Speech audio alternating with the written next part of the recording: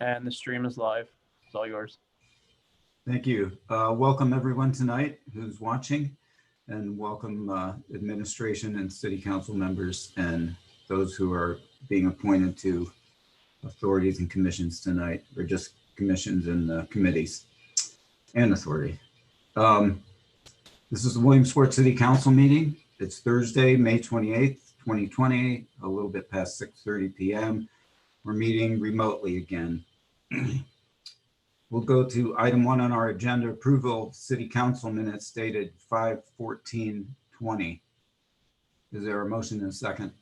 So moved. So moved. Second. There's a motion and a second. Any discussion from council, questions or corrections to the minutes?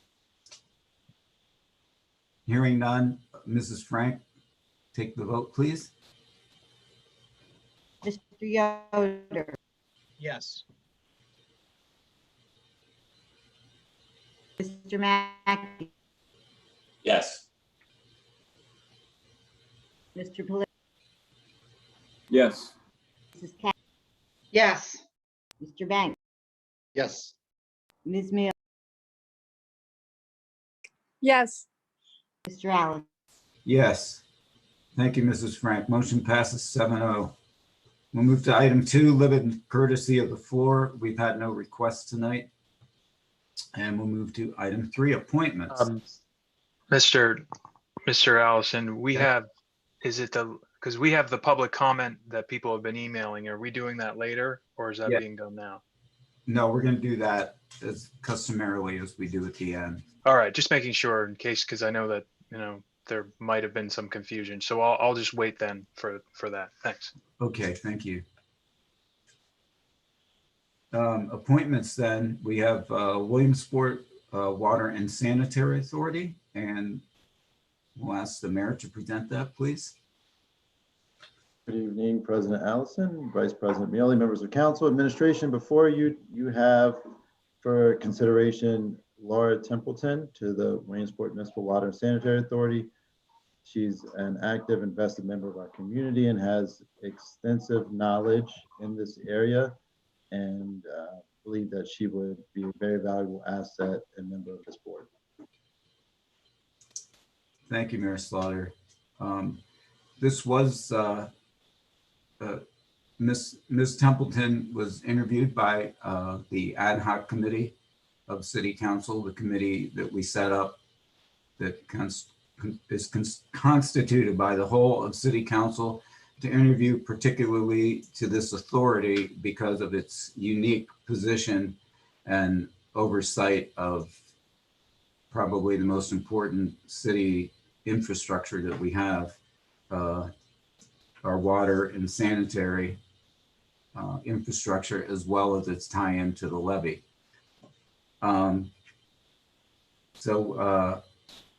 I'll offer Ms. Templeton, if you'd like to address the meeting tonight first, and then we'll take comments from council members.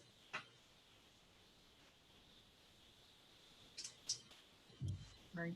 Thank you, President Allison, members of council, mayor, members of the administration. I really appreciate the opportunity to be considered to serve on the board for the Water and Sanitary Authorities. I have been living in Williamsport since 2011 and officially moved my residency here in 2014. I was originally coming to Williamsport on a temporary assignment, and I chose to move here because I think Williamsport is a really wonderful asset in the region and has a lot of value, and I would like to contribute how I can to the community and my fellow ratepayers in serving on this board at this time, if that meets with your approval. Thank you, Ms. Templeton. I'll open it up to comments from council members tonight.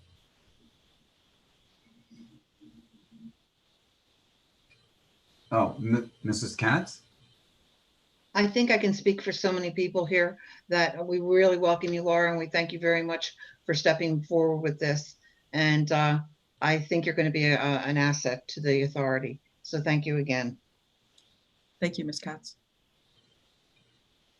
Mr. Banks? I just want to say I'll be abstaining from this vote due to a professional relationship with Ms. Templeton, but I'm glad to see her here in this position. Mhm.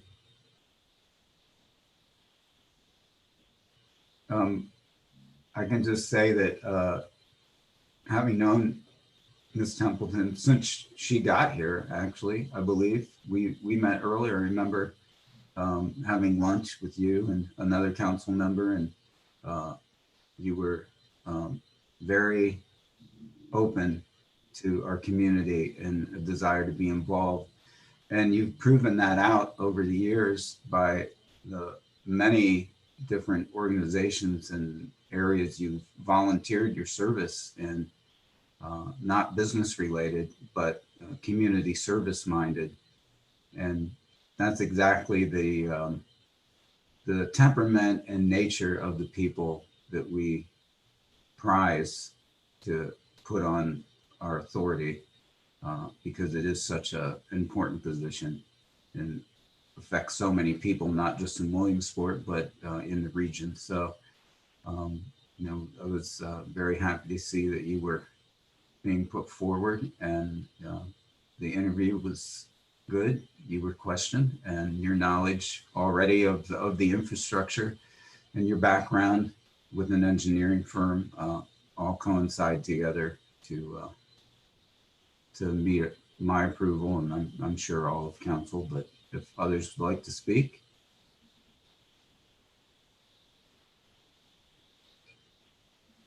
If not, we can have the vote. Mr. Yoder, Yes. Mr. Mack, Yes. Mr. Yes. Yes. Yes. Mrs. Katz, Yes. You just Mr. voted. Banks, Yes. Sorry, I thought I heard my name there, Janice. You're coming in and out. yes, did you abstain? Abstain, yes. Ms. Mealy,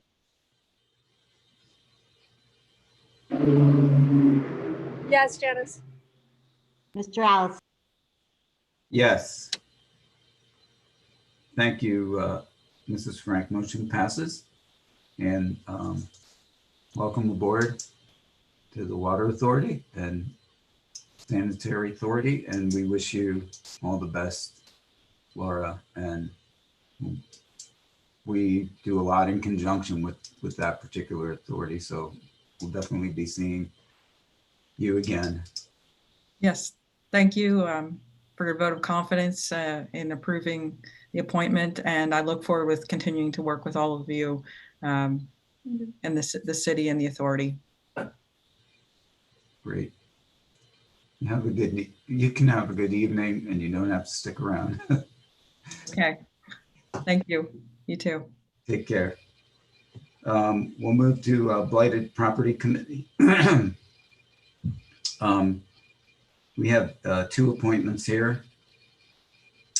Jennifer Wilson of 201 West 4th Street and Ann McDonald of Williamsport, both appointed to 3-year terms. I believe they were interviewed in finance. Is that correct? Yes, that's correct. Yep. That's accurate, Randy.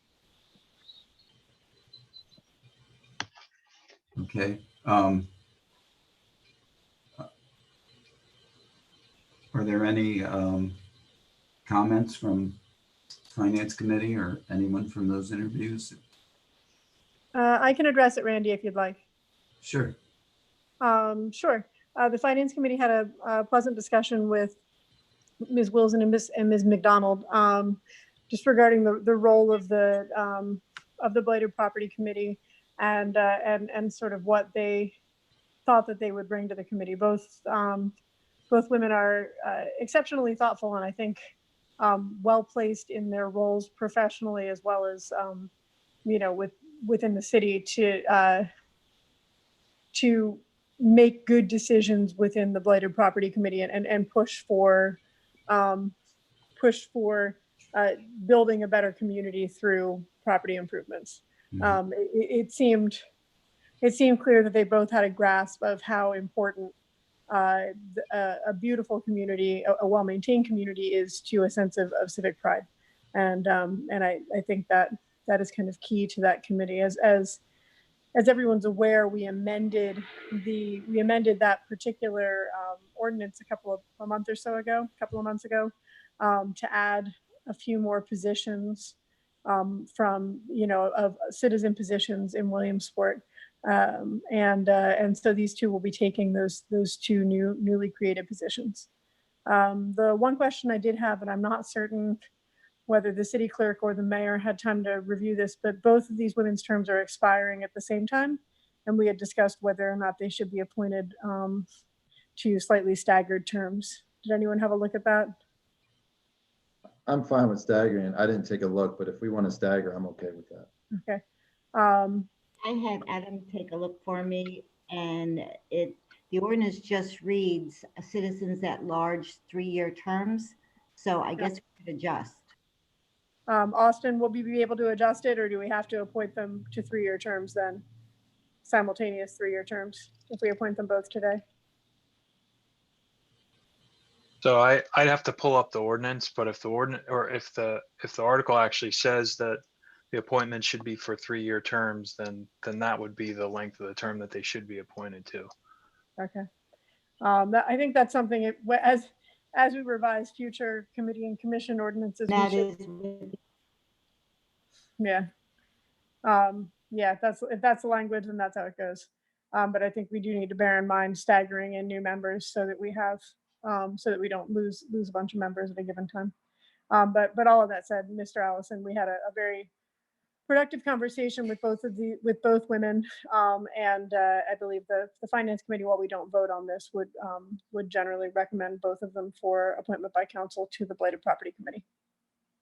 Thank you, Ms. Mealy. Mayor Slaughter, did you have any comments? No, I would just echo what Councilwoman Mealy said, that they're very vested members of our community, very active, and I think they will serve in this role very well, and that they're well suited for it. Thanks, Mayor Slaughter. Okay, I guess we'll take these one at a time. Is that correct, Mr. White?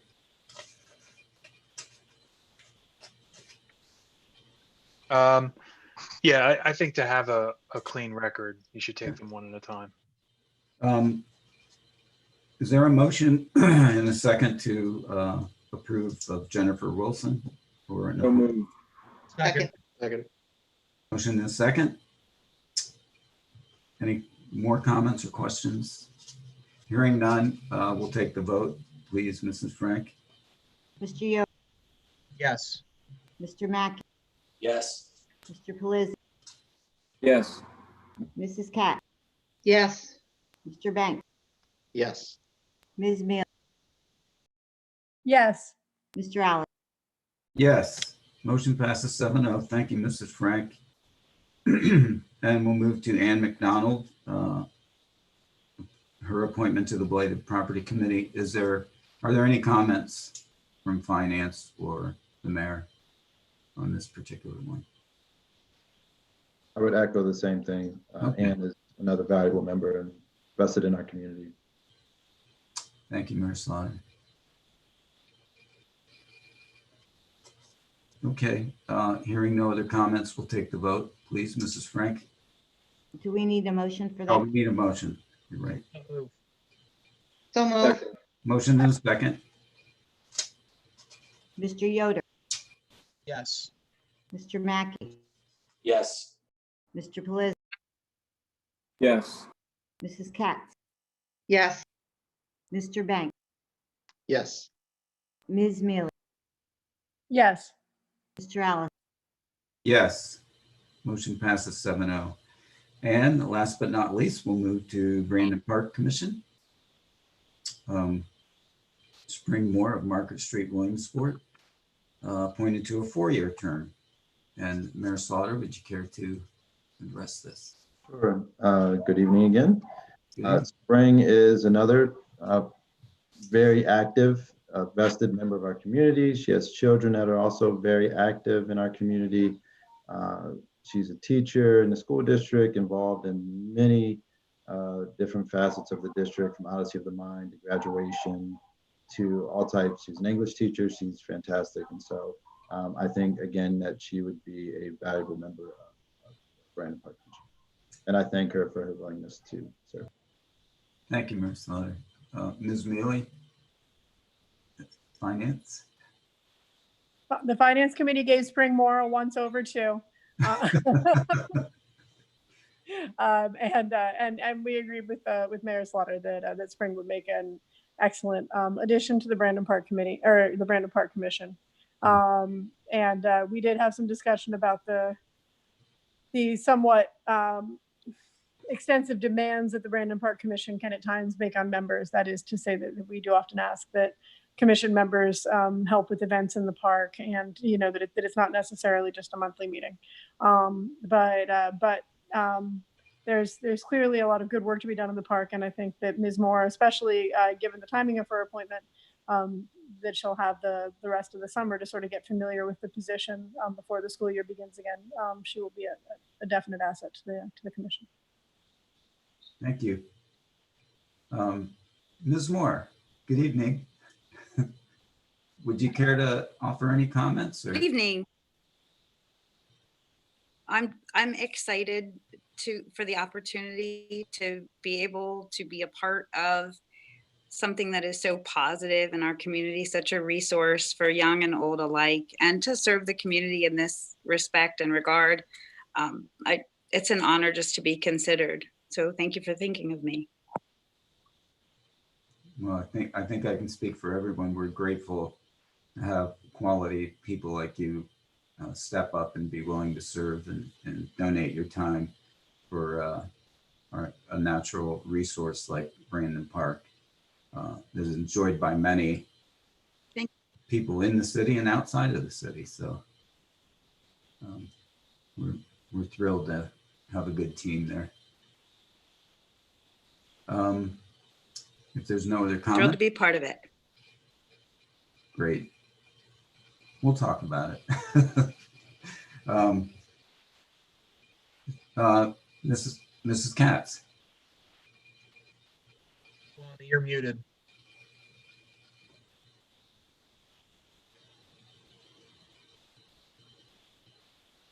Bonnie, you're still muted. I just want to welcome Spring to the commission, but also to remind everybody, these new appointees to make appointments with Janice so they can come in and be sworn in.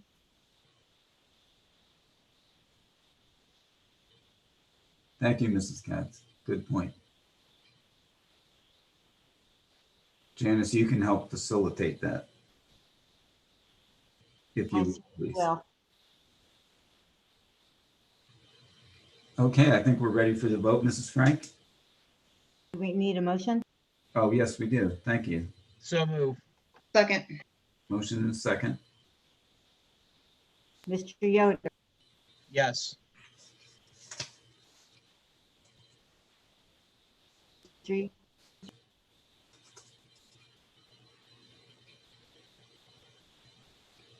Mr. Mack, Yes.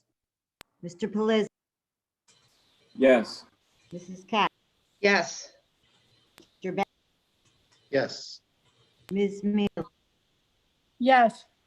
Mr. Alice. Yes, motion passes 7-0. Thank you, Mrs. Frank. Thank you, Ms. Moore. Have a good night. We'll move to Thanks, you too.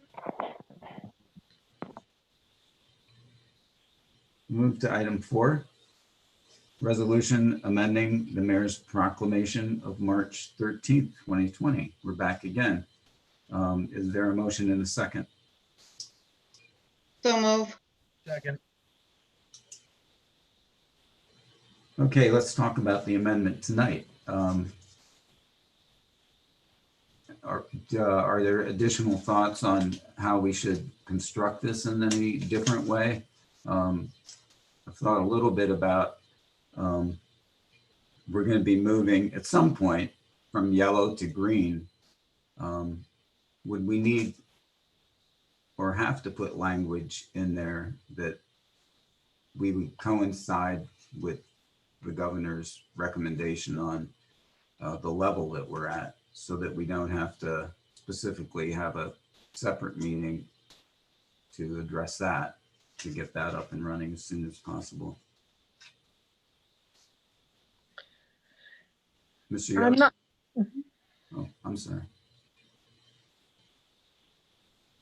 Did you have your hand up, Mr. Yoder? Oh, yeah, I was gonna wait until your question was answered, though. Oh, okay. Ms. Mealy? oh, I wasn't going to answer your question. Okay. Well, I'll just go home then. I mean, I don't know if Austin has any kind of insight on it. Otherwise, I wasn't really certain. I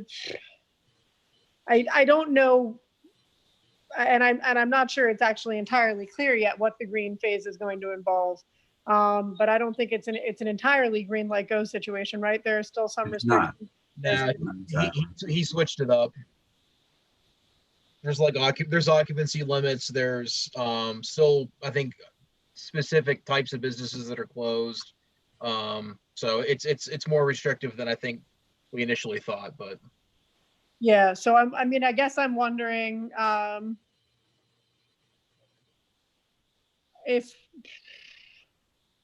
there's any way for us to, I mean, to set that, aside from the limit on the number of individuals at gatherings, events, or conferences being set in accordance with the governor's recommendation. I'm wondering if there's anything else we can do. Can somebody remind me what the original mayor's proclamation prohibited specifically? so Liz, I'm looking at the resolution that we passed 2 weeks ago. Right. It originally, if I'm reading this properly, it originally no large gatherings 250 or above. Right. We then extended it Right. to go from 250 to 50. And then we went from 50 to 10. Right. And then 2 weeks ago, we maintained 10 and then included language that aligns with the governor's orders. But I guess what I'm saying is the original proclamation didn't do anything other than limiting large gatherings, correct? Large it gatherings didn't of close 250 down or more. specific businesses. It didn't. Mhm. Right. That's So, correct. so, Randy, it seems like to me, like we can probably just continue through June 11th, 2020 with the same language, setting the number of individuals at gatherings, events, or conferences. Or maybe we should add language, sets a limit on the number of individuals at gatherings, events, or conferences, or in business settings or something like that, in retail settings. No? If we're going to keep this, I think we leave it as is. I would think that if we're going to stick with aligning with the governor, I think that's all we would need. Okay. All right. I think less restrictive seems would to be me like better. what we have is sufficient, unless we want to include some sort of language related to specific businesses reopening. But obviously, we've been following the governor's recommendations on that as well, regardless of our proclamation. So I think we're probably covered. Yeah. I had a couple of questions and just, I think, general comments. It didn't occur to me 2 weeks ago, but Austin, I don't know if you can chime in here. Is there any, in the past couple of weeks, I feel like the political argument of this has really ramped up across the state, to the point where I'm hearing like lawsuits and stuff. Is there any risk of any trickle down effect to the city legally because we have this language in this ordinance, or I'm sorry, resolution? I mean, there's risk with any action you're taking. I think that the level of risk, if you align with the governor's standards that he's placing on our county, I think it's an acceptable level of risk. I mean, you know, I think that deferring to what is allowed from the Commonwealth is an appropriate way to handle this. And so far the city's been doing that. Yeah. And particularly because if there's a conflict between what the state is requiring and what we're requiring on a local level, usually you have to defer to the state, just like the supremacy clause would require most state issues to defer to the feds. Yeah. You sort of look up toward the bigger organization. So I think that if you could read for me, Mr. Yoder, the language that was passed last week, if you have it in front of you, in terms of deferring to the governor, I'd like to hear that again, just because I don't have it in front of me, and I'd like to make sure that would cover it. Sure. I'll read you the last paragraph. Now, therefore, be it further resolved that the City Council of the City of Williamsport hereby extends the mayor's proclamation through May 28th, 2020, and sets the limit of individuals who attend gatherings, events, or conferences in accordance with the recommendations of the governor of Pennsylvania. Of the office of governor of Pennsylvania. Yeah, I think that covers us in terms of when we do, or when the governor's office, since we're at a 25 now in yellow, when the governor's office eventually moves it into green and we're covered by whatever restrictions are under the green designation when that happens, I think that automatically sets it to be aligned with the governor. And I think that's a fair way to deal with the restriction from a local level. So Okay. I'm comfortable from a legal perspective. From a political one, that's not my area to weigh in on. No, understood. And I think the last thing that any of us want to do is get in the middle of that whole political argument that's going on. But unfortunately, politics affects the legal ramifications of things, unfortunately. So it was a question that came to mind, so I figured I would ask it. It's a good question. Yeah. A couple other questions and thoughts. Just these are probably more broadly speaking. Mayor Slaughter, have you gotten any kind of guidance or any additional insight that we don't know of yet, as far as, I guess, maybe timing of green phase, that kind of stuff? I've not. I've been in regular contact with the governor's office, trying to see if I could get any information on that. And no, they just keep deferring that the governor will release. Counties moving from yellow to red to yellow, yellow to green. They don't have any. I believe he is going to continue, the word I'm hearing, to issue further guidance in the yellow and green phases, such as he did yesterday with the outdoor dining in the yellow phase now. From what I'm hearing, I have not been able to confirm, but from what I'm hearing is that he's going to do that even in the green phase as well, continue to provide additional guidance. Okay. I did not hear anything related to when we will be in green or anything of that nature.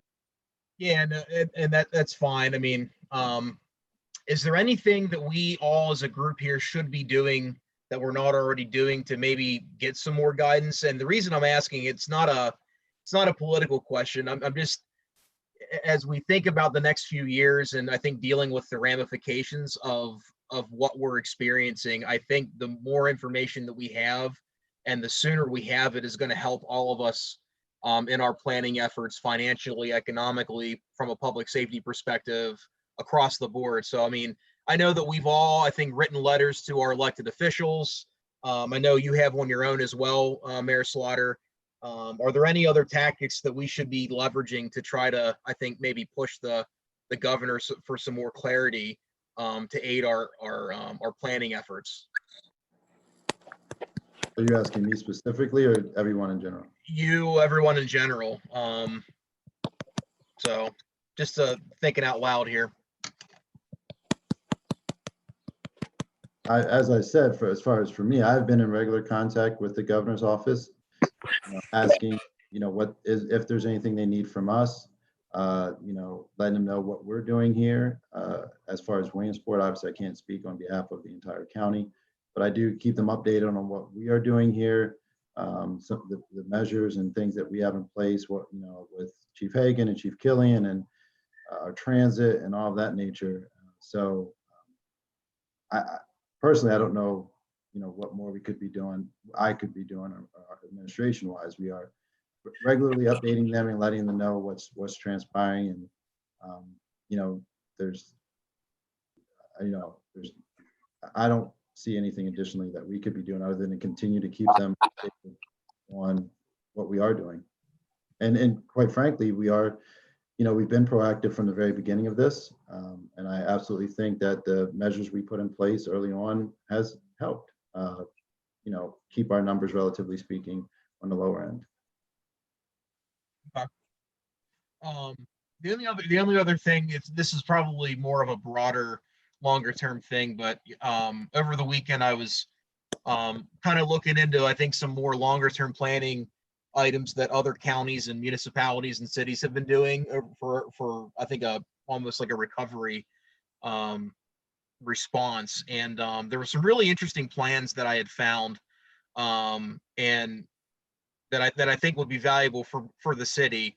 So it may be a good idea for us, maybe we start working on something through ERC as far as a recovery plan for the city. It may even be wise to include the county in that effort. So that may be something we want to discuss at our next ERC meeting, Liz. That's the only other thing that has come to mind whenever I'm thinking about extending this. So I would agree that we clearly need to be proactive in this whole thing, but I'm not entirely certain that I would agree with you, Adam, that ERC might perhaps be a good venue for it. The proclamation clearly just extends what we've already had going on for the last however many months, but we should be looking at our plans moving forward. And if we need a venue to do that, then probably economic revitalization is the wisest venue. So if you would like that to be an agenda item and we can guarantee that we will have an ERC meeting next Friday, then I'm happy to ask Janice to put that on the agenda for ERC next Friday. Sounds good. Moving forward with one small matter that's related to the item, but not to that issue. I'd like to propose an amendment then. I'm assuming we still need to construct the new proclamation or the new resolution. Is that correct, Randy? Yes. Okay. So then I would amend the final paragraph of last meeting's resolution and add an additional paragraph. I can read that off into the record if you'd like. So starting with the now therefore be it further resolved, I would substitute this language for that final paragraph. Whereas the City Council of the City of Williamsport on May 14th, 2020 extended the mayor's proclamation through May 28th, 2020 and set the limit on the number of individuals at gatherings, events, or conferences in accordance with the recommendation of the Office of the Governor of Pennsylvania. Now therefore be it further resolved that the City Council of the City of Williamsport hereby extends the mayor's proclamation through June 11th, 2020, and sets the limit on the number of individuals at gatherings, events, or conferences in accordance with the recommendation of the Officer of the Governor of Pennsylvania. This is starting to get very repetitive. But I think at this point, we might just as well continue with this mechanism until we get to the end of this thing. So I would propose that amendment to the existing resolution to see us through until the conclusion of our next council meeting. Okay, we have a motion on an amendment. Is there a second? Second. Motion and a second. Further discussion on that amendment? Is that everybody good with that? Mrs. Frank, were you able to get all of that? Pretty much, and I'll hear the record. I was going to say, Janice, it's not rocket science. I just copied and pasted one of the paragraphs back over. So, Mrs. Frank, when you get that all together officially, could you send it back out to all of us so that sooner rather than later we have the amended edition? I will do it tomorrow. Oh, that's very soon. Thanks, Thank you. Okay, we'll have the vote then on the amendment. Mr. Yoder, Yes. Mr. Mackey, Yes. Mr. Pelisi,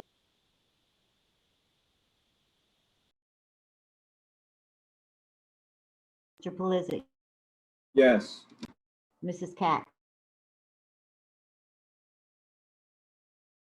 You're muted, Bonnie.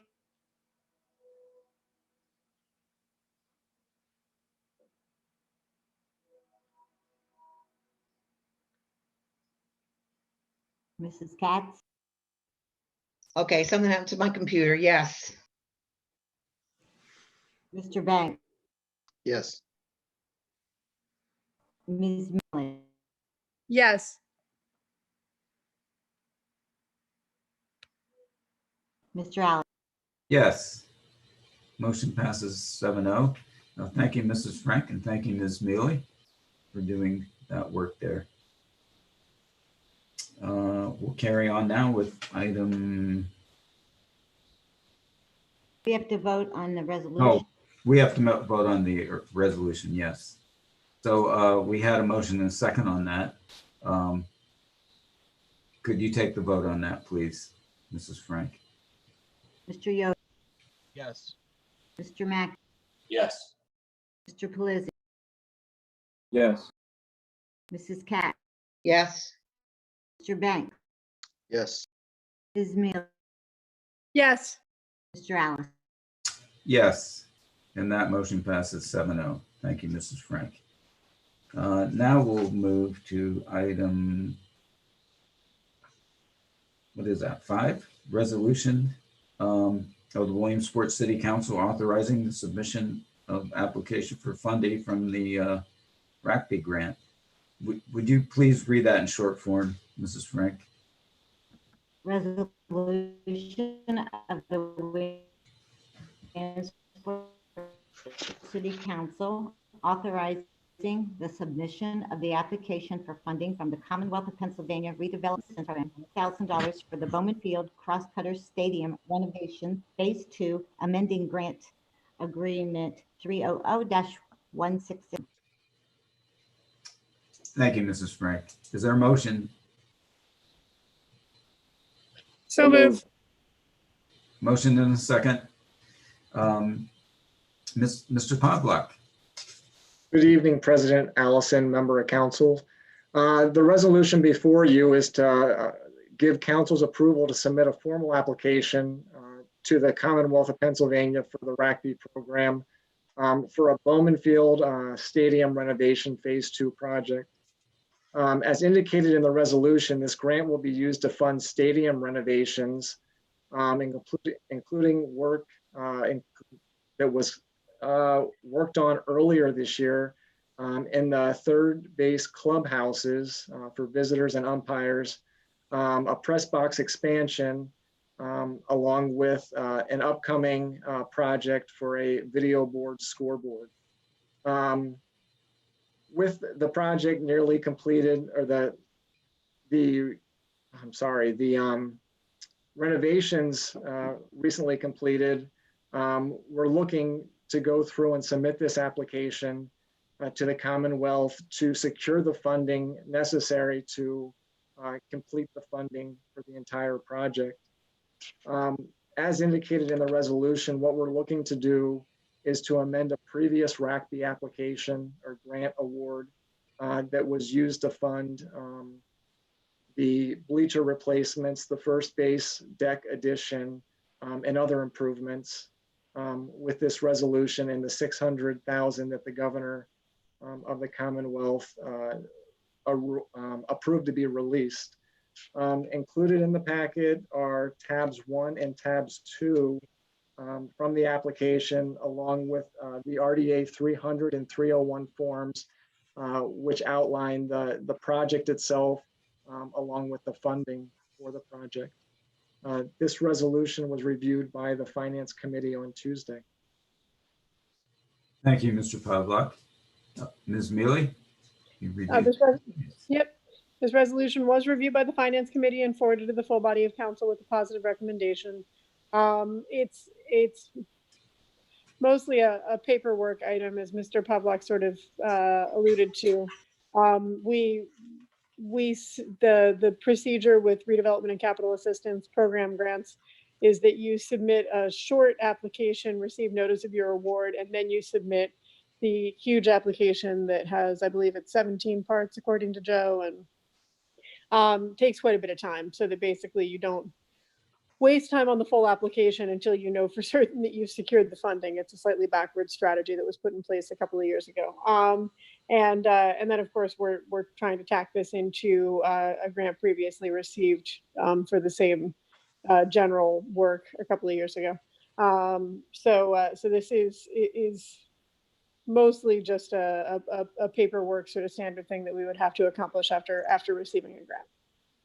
And we sent it to the full body of council with a positive recommendation. Thank you, Ms. Mealy. Other comments questions from other council members? Mr. Yoder, yes. Yeah, I apologize if some of my questions are redundant, but I was not able to make the finance committee meeting on Tuesday. And Joe, I apologize. I was not able to connect with you. Since then, it's been pretty hectic on my end. So just to clarify here, so this is simply just submitting an application, correct? The governor has awarded or released the funds from the RACB program. We submitted, as Ms. Mealy stated, a short application to get that release. Now we're authorizing the award of those funds and submitting the application for that.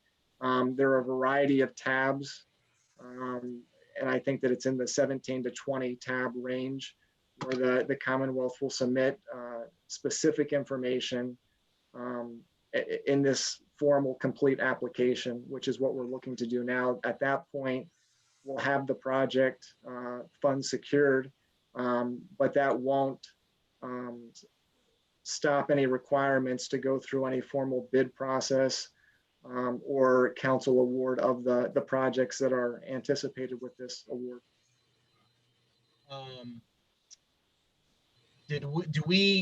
So there's a match component to this. Again, I apologize for any redundancy here. Did we spend the money for the match, or is it something that we've got to spend yet? It's dollar for dollar. So for the 600 that we're receiving from the Commonwealth, we'll have to match that with 600. We've secured most of that, or have put that out for future budgets, setting money aside to match the Commonwealth's investment.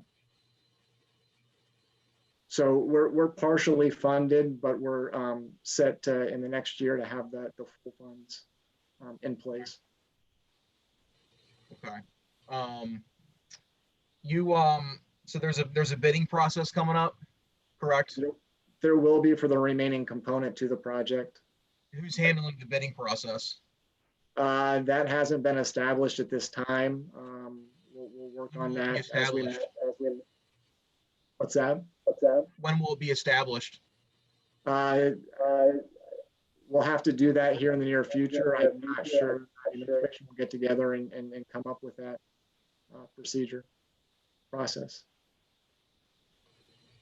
The reason I ask is that if I remember this coming in front of council last year, and I remember some issue with the bidding process. So, and we've run into a couple of bidding process issues this year. So let's just make sure that we're having the right people do this, and that we're learning some lessons, so we're not repeating history here.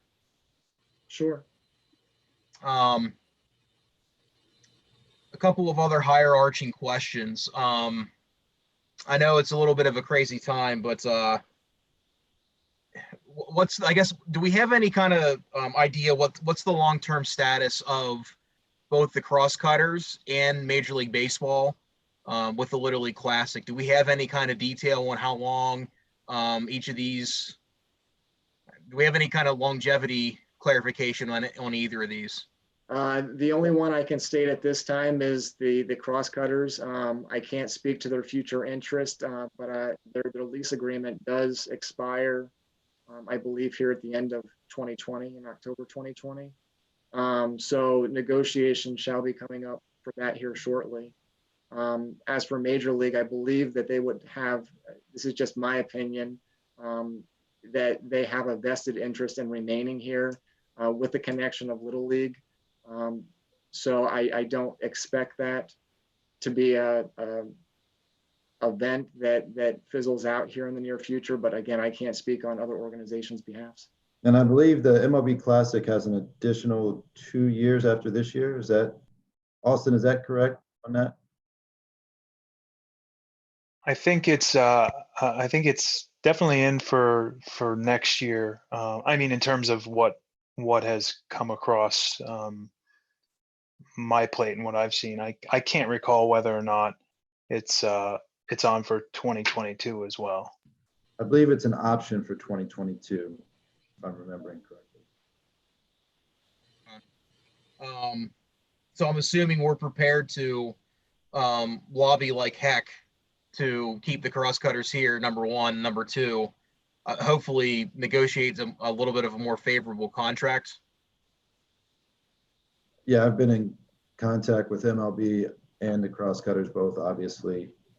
Clearly, we previously spent a lot of money on Bowman Field, and we are continuing that. And so clearly we don't want to do this and not have anybody playing there. So I've been in contact with MLB and the crosscutters to hopefully, obviously lobby on them staying here in Williamsport. And also the MLB Classic clearly was ranked the number one, event, whatever the category was. So it's a good event for our area, and a lot of people enjoy it. So we don't want to clearly spend this money and not have them here.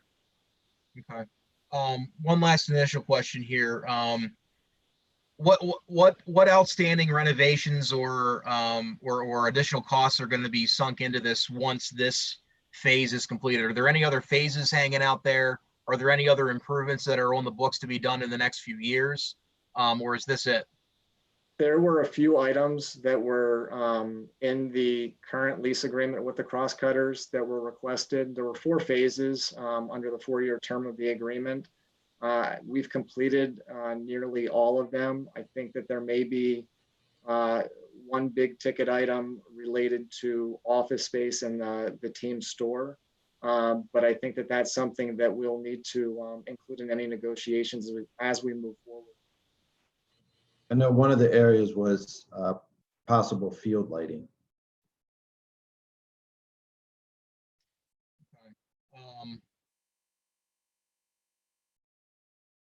All right. I'm gonna sit back for a couple minutes, let my other members of council chime in here. Mrs. Gatz. Yes, Joe, I really, I understood, from what I understood is that we did have the money in place already for the matching funds. And now you're saying we don't? I thought that it was a year or so's budget that we allocated over a 3-year period, money from the Act 13 fund, which is part of the money that I speak of that hasn't been secured. So it was a plan to put it out for the next 3 years with those funds. Do you by any chance have figures in front of you of how much we're missing from the matching funds? I'm sorry, I do not. I'll tell you why I'm asking this. We heard through the grapevine that it's a possibility that the state is going to say that cities will not have to collect mercantile tax for next year, which would be a huge blow to the city. I don't know whether that's fact or fiction. If we didn't have this money in place, this means we're going to have to come up with this money. And as I've stated in other respects throughout with the police hire and whatever else, that our budget is going to really be tight next year. And I thought in my own mind that we had 2 more years on the crosscutters lease. And now you're saying that their lease is up in October of 2020. We don't have anything in writing with them of where we stand with them. There's a lot of questions up in the air at this point, financially and also on paper, of where we stand with everybody. So I have some questions here about this at this point.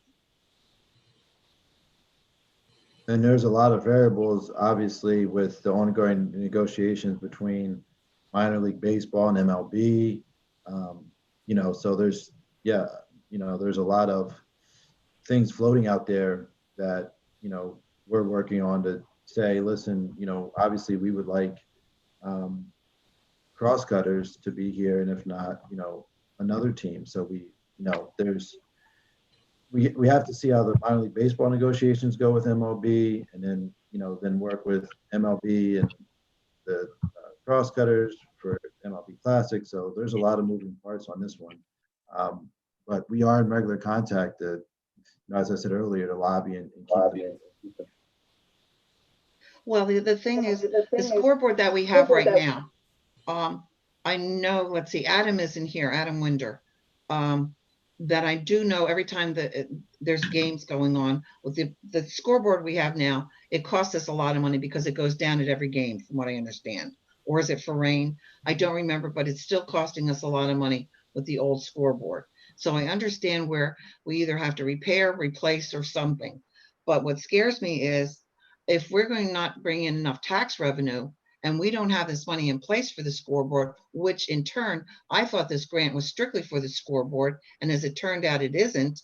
That also kind of threw me for a loop, because I just, now we're getting things fixed that were not on the schedule. In my mind, this was strictly for the scoreboard. So this whole thing right now has been screwed up as far as I'm concerned. And, taxpayers are not going to sit by and say, we're going to match $600,000 for a scoreboard when we don't have even a contract in place at this point. So it really is kind of, in my mind, there's a lot of hard decisions right now before we say yes to this.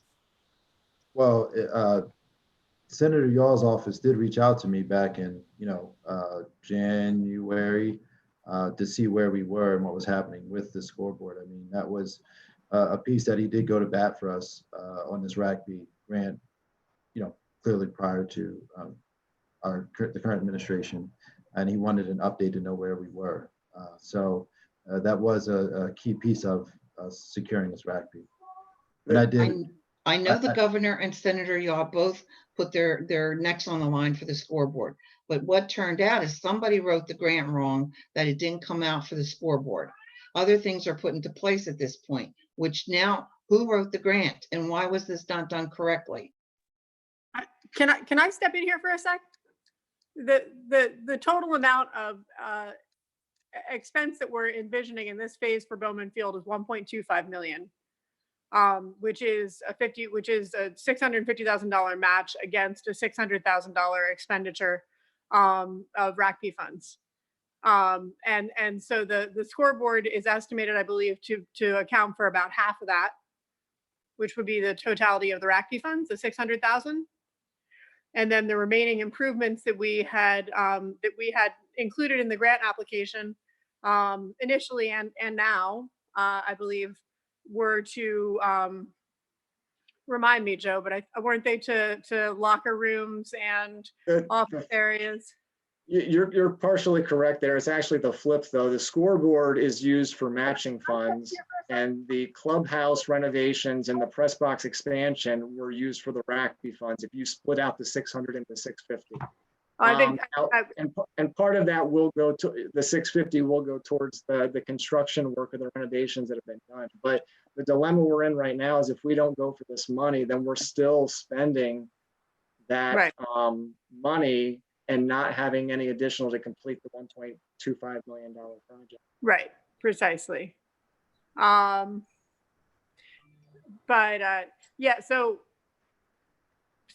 I think, Mrs. Katz, that we have that these expenditures were always the ones that were envisioned. It was always a $1.25 million project, of which about 600,000 was the scoreboard. However, in terms of the matching funds, I had understood that a chunk of them were coming from the Bowman Field Fund. Correct. $100,000 is coming from the crosscutters. Correct. Was there funding also from the Chamber of Commerce? That I don't recall. I thought that the remaining was initially set at Act 13 for the project. But we had basically, it was over a multiple year period. Right. But we had basically envisioned the project taking several years. And so we had decided to take funds out of Act 13 over a several year period. correct? Correct. Okay. So it seems as though the project itself has not particularly changed. Am I correct in that? Yes. Okay. All that we're doing at this point is authorizing the submission of the larger application for the funding that we have been told that we've known for a few years now we've received. Yes. The one follow-up question I would have pertains to the Act 13 funds, in the sense that, are we likely to see any sort of reduction in our Act 13 funding related to the COVID pandemic? It seems unlikely to me, but That I'm not sure. I'm not exactly sure of the formula that they utilize for that. But I believe that it's for wells over a period of time. So we already do have wells in place, and as time goes on, perhaps the funding phases out, but I'm not an expert in the formulas that they use to calculate. okay. Yeah, I mean, it's always somewhat of an unknown number, and I think we just receive it at some point in the year and say, oh, that's nice. But I would assume that we perhaps even have overages in Act 13 funds from prior years, correct? I know that. Yeah. Yeah. Okay. None of which is to say, Mrs. Katz, that it doesn't make perfect sense to examine all of our expenditures moving forward, because we are likely to have a budget shortfall next year. But I don't believe that the specifics of this project and the budget for it have changed since we approved the initial application for RACP, or the submission of the letter of interest a couple of years ago. So I don't know that. This started in 2018. This should have been settled by, started in 2018 when this came to be. And I do understand all that. My problem right now is we have a contract for a lease with the Crosscutters coming up in October. We don't even know if the teams are going to be there. I mean, Right. From what you hear in the news. So everything is up in the air right at this moment. I thought we had 2 years on their lease, to be truthful with you. That's where I'm coming from. This was a surprise tonight in my own mind. And I think the 2 years came in my mind with the MLB. That's where I confused it. So, I'm just concerned, are we going to have a team or aren't we? And if we don't have a team, we spend this money, then we better be prepared to start renting out and leasing that field.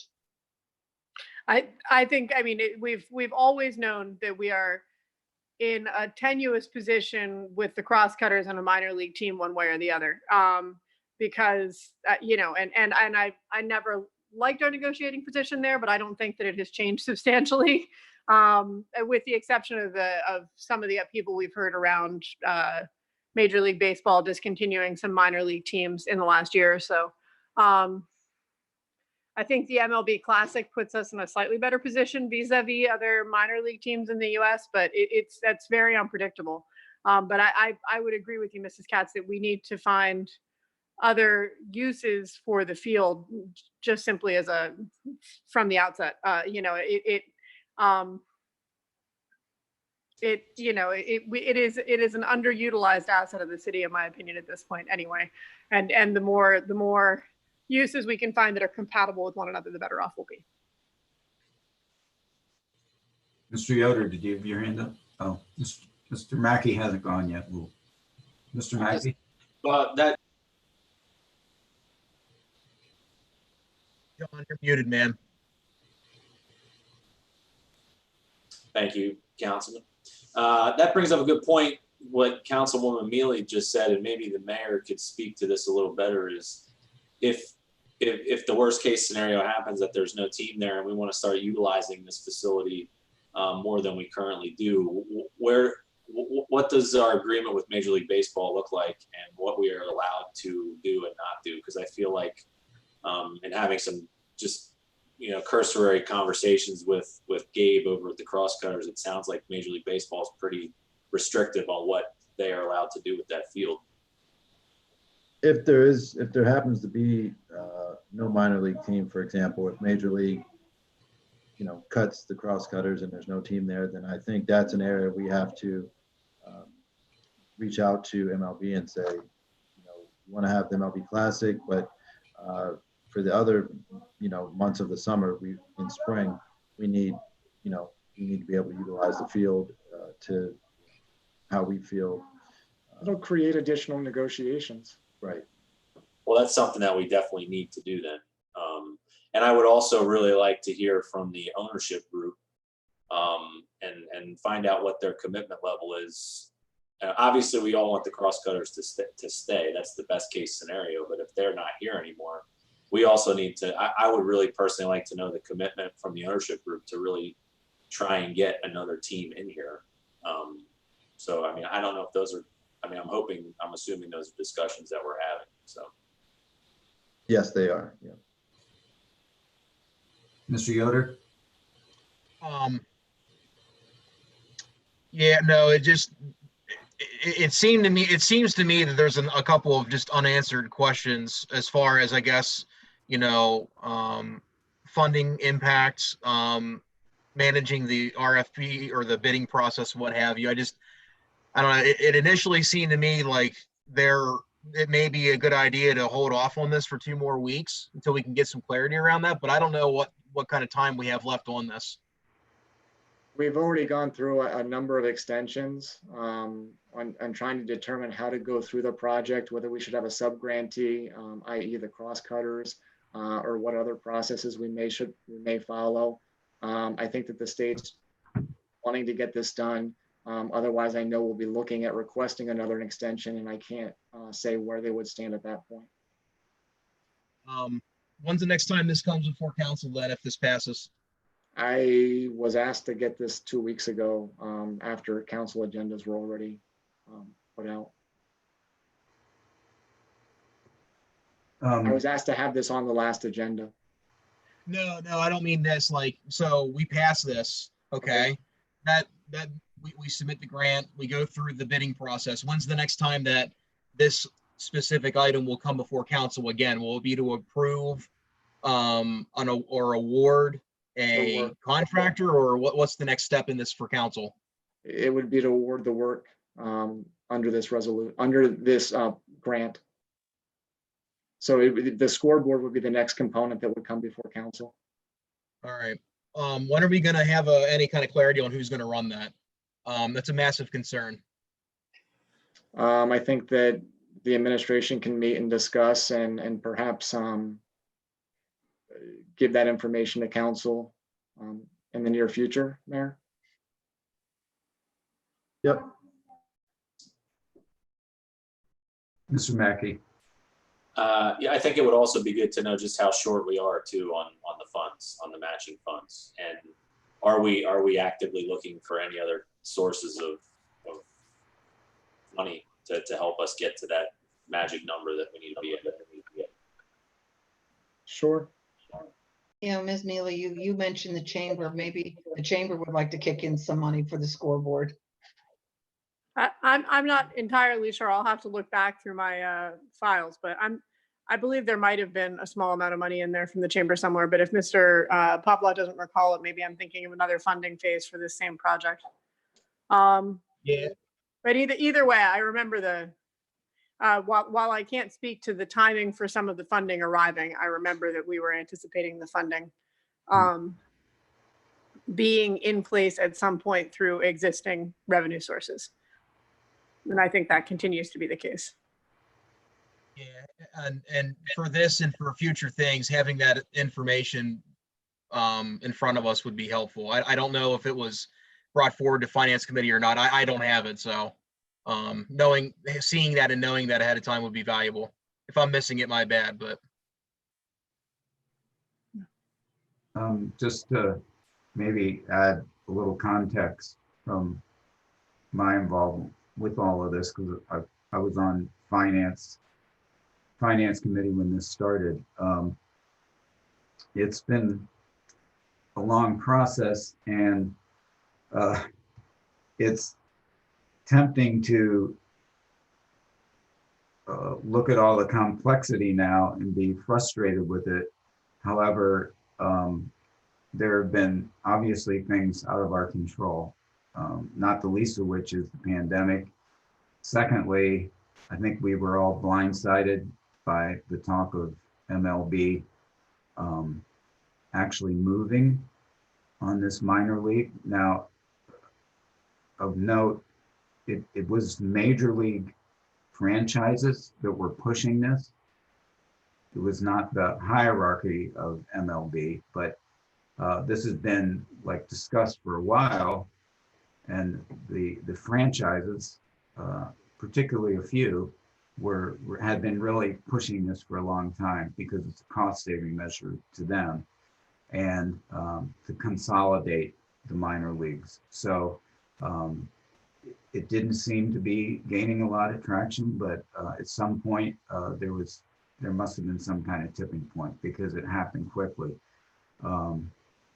So these were kind of unpredictable things, but I agree with Ms. Mealy that the project that we're seeing was the project all along.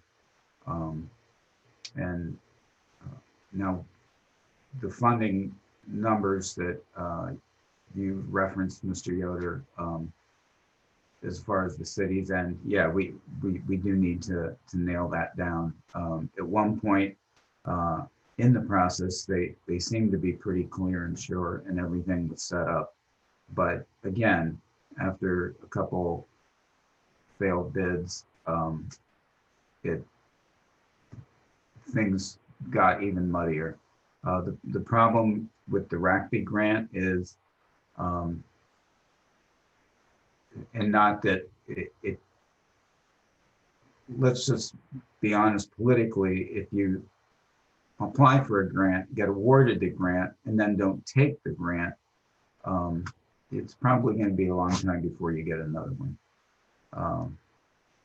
That's not to say, I'm not saying that the ends justifies the means. I'm saying there's a political component taken as well. And, you know, we need to consider, especially Senator Yaw, who's really been a great support to the city and things that he's done and worked on our behalf. And not all of them have been financial. These are unpredictable times, and that's a cliche, but it's never been a more truer cliche. And this is caught in the middle of that. So we gotta figure out a way through it. Mr. Yoder? Yeah, thank you. Yeah, no, I appreciate all that, and I'll be the first. I've already thanked Senator Yaw in person in passing a couple of times for this. They've really stuck their neck out for us. I understand that. My biggest concern here is I know that there's been a long history that this is here in front of us today because it wasn't done correctly, realistically, a couple of years ago. My concern is that we're going to repeat history here. This feels very rushed. We're under the gun now, and I don't want to see us go down that road again. And I'm a little concerned that we are. So I would ask the administration, if this passes, get a plan together ASAP. Make sure the right people are going to be leading this, and let's get that funding shored up ASAP from our match end, because I mean, we're in very challenging times that we can't control. What we can control is having the right resources in place and planning accordingly. So. Other comments or questions tonight from council members?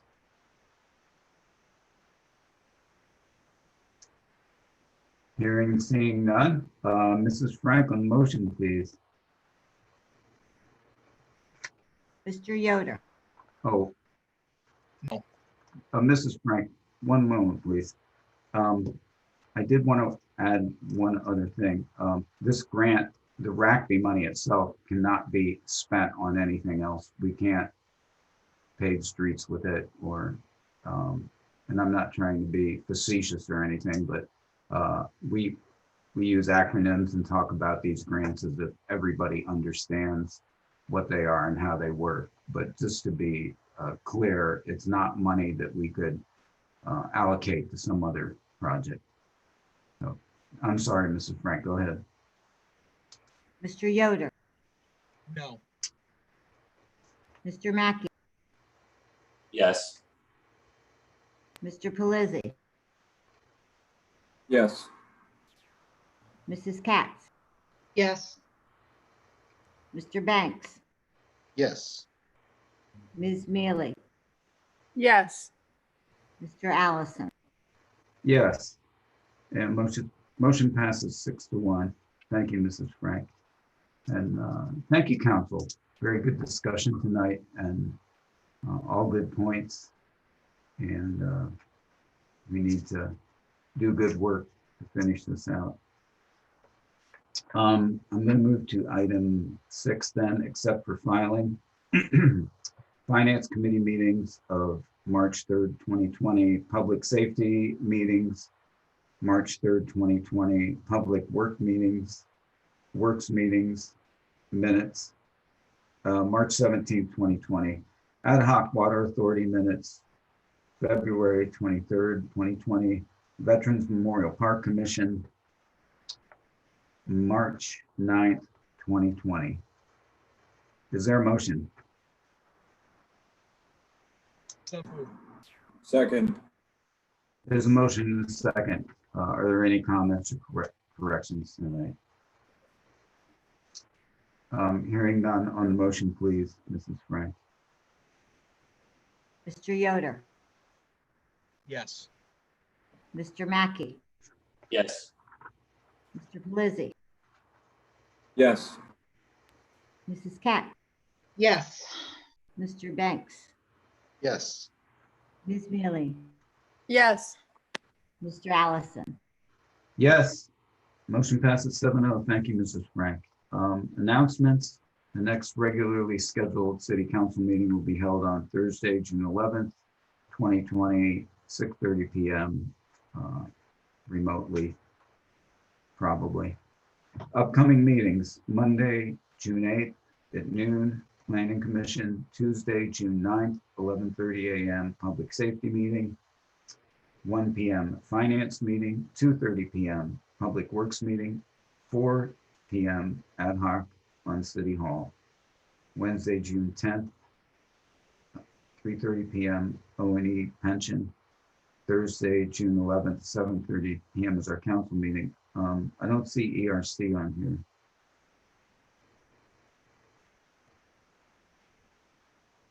That would, My apologies, Randy. I don't have it in front of me, but it would be at 3:30 or Dave helped me out 11 a.m. next Friday, okay. June 5th. 11 a.m. June 5th. ERC. Thank you. I'll go to comments or issues from council tonight. Mr. Yoder. Yeah, a couple questions for the administration on a couple of follow-ups. Mayor Slaughter, Joe, you put together a really good, I thought, plan of attack for the rest of the year. Just wanted to check in and see how it's going as far as implementing the revised budgetary plan that we talked about in finance the other week. We've distributed the proposed or our expectations for the remainder of the year to the departments and have asked everyone to try to stick with those versus their original budgets, with the idea that we would reevaluate it at the end of the second quarter to see where we were projecting to be at that point. So at that point, that's where we stand. And any special need that doesn't fall within the projections, we're asking the individual department to meet with the mayor and myself to decide how we will go forward with that request. Okay. The other follow-up I wanted to ask, probably more so of you, Joe. You and I privately, as well as I think in finance, or a council meeting, I can't remember. We've talked about the idea of looking at maybe refinancing some of our debt. And I think that was something you were going to look into here over the past number of weeks. Any update on that, how you're making out with that? Is that something realistic that we may have in front of us? I'm sorry, I haven't gotten to that at this time. So Okay. I will put it on my list for tomorrow and see if I can reach out to see whether it's a possibility at this time. Okay, I appreciate it. Based on our previous refundings, I'm not sure that we'd have the opportunity or reap the savings that are necessary to do it, but I'll reach out to get confirmation of that. And I'll get a report for the next finance meeting. Cool, I appreciate that. Thank you. Thank you, I'm Mr. good. Yoder. Are there other comments from council tonight?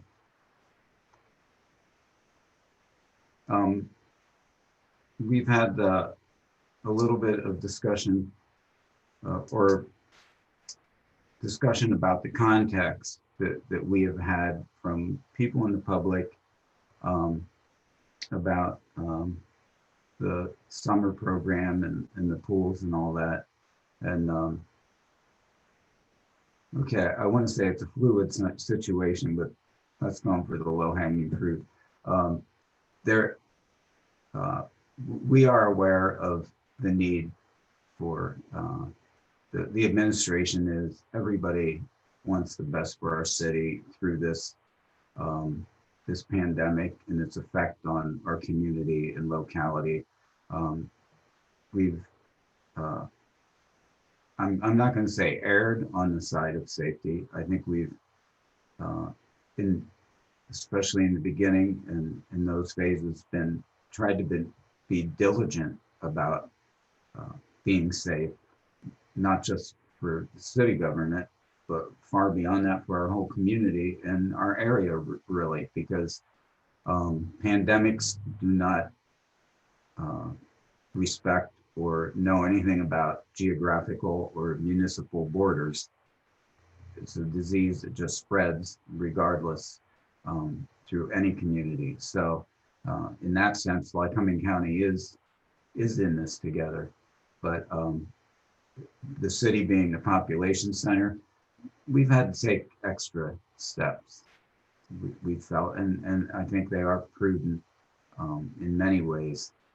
We haven't seen a big breakout in the city proper, and I think that's due to the steps that we've tried to do as a city government, but more so, I believe it's been our citizens themselves who have wanted to be safe and keep themselves safe and their families safe and their neighbors safe and their coworkers safe. And I've been proud of the response of the citizens of Williamsport and proud of our administration and our city council, how we've addressed this so far. That's not to say that everything is always done correctly. I wish there was a manual that you could pick up and we could read from and, oh, in this case, you do this. It just, life isn't like that. And I think we all know that, but we are endeavoring to move forward, and we do want to see this community up and running as soon as possible.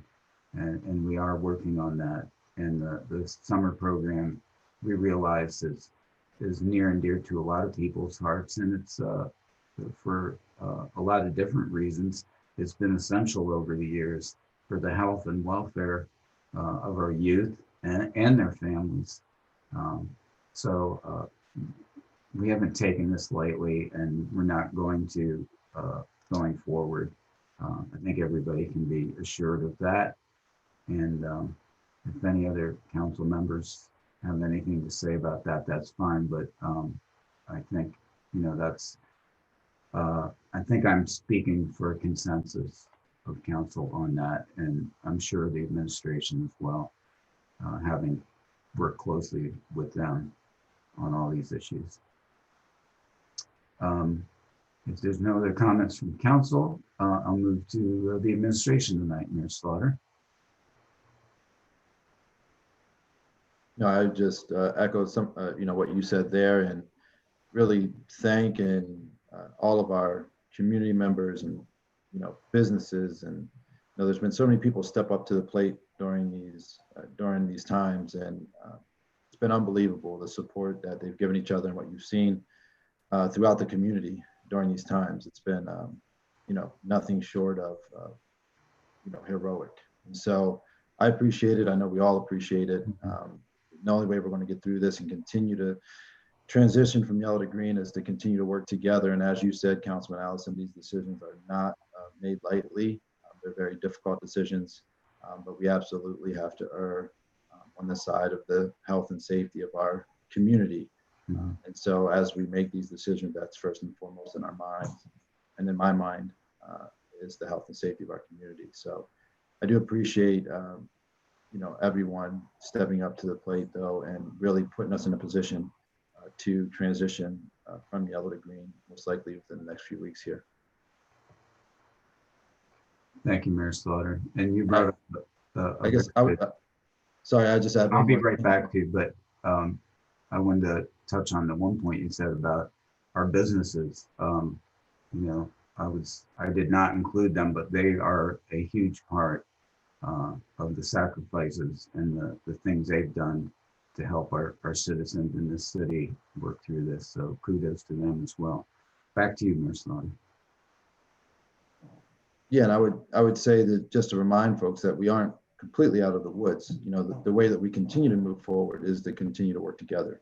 And as you said, we're working on a number of fronts to stimulate the economy as we start to reopen here, and you know, been in regular touch with UPMC and working on a contact tracing training program that's not finalized yet, in conjunction with Department of Health, and we also have our the revolving loan funds that Stephanie Young, Community Development, is working on, along with Joe Pavlock and others from the administration. We're working on the terms of that program now. It's looking like we'll make available all $750,000 in that. And so we hope to roll that out in the near future here as well. So, you know, we really are working on a number of initiatives that will be coming out here in the very near future to, you know, as we transition and start to reopen here, hopefully stimulate and revitalize our local economy and help in every way that we possibly can as we come on the other side of this. Thank you, Mayor Slaughter. Any other issues or anything? Yeah. Okay. I guess Mr. White will move to items from the public. Thank you, President Allison. There are a number of public comments that came through the email public comment system. Some of them have questions in them, but you know, this is a period of comment, not a Q&A. So although I'll be reading some questions, I'm just going to continue through all of the comments. And if anyone wants to respond to anything or feels the need to say anything about any of the public comments, they certainly can. Just I ask that we wait until I get through them. So the first comment is from Joanne Hawk. It says, to the President of Council, hello, my name is Joanne Hawk and I drive for River Valley Transit. I would like to know why our union contract hasn't been dealt with. We're going on 5 months and I feel this pandemic is being used as a smokescreen so as to not having to deal with this issue. Our contract was already voted on by the union. So what is the holdup? This is something that needs to be dealt with ASAP. From Joanne Hawk. The next comment is from Ernie. It doesn't have a last name, but it says, Mr. Mayor, was wondering if you could tell us what the status is of the contract for mass transit drivers. Thank you. The next comment is from Misty Dion, Chief Executive Officer of SIL, North Central Pennsylvania. Dear President of Council, Mr. Randall Allison, we have been at this for too long. There is no grandfather clause in the ADA. Let's stop stalling and do the right thing.